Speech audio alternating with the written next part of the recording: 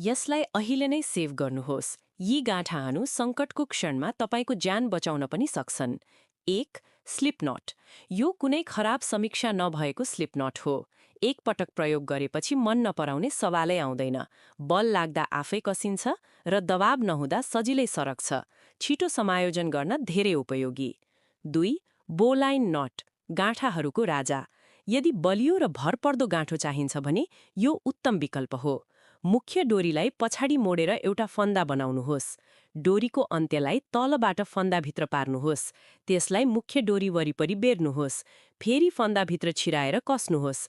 अब गाँठो तयार भयो। जुनसुकै दिशाबाट ताने पनि फुस्किँदैन। यसको स्थिरताकै कारण यसलाई गाँठाहरूको राजा भनिन्छ। 3. स्टपर नट। यो फुस्किन नदिने गाँठो हो। डोरीलाई काठको खम्बा वा पोल वरिपरि बेर्नुहोस्। दोस्रो पटक मुख्य डोरी वरिपरि बेर्नुहोस्। दोस्रो फन्दा मुनि छिराउनुहोस्। सजिलो र भरपर्दो।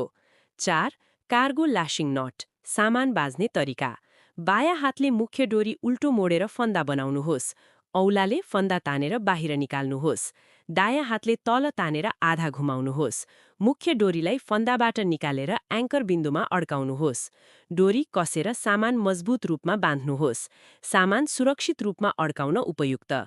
5. वस्तु निकाल्ने गाँठो। दोब्बर पारिएको डोरीमा एउटा डन्डी राख्नुहोस्।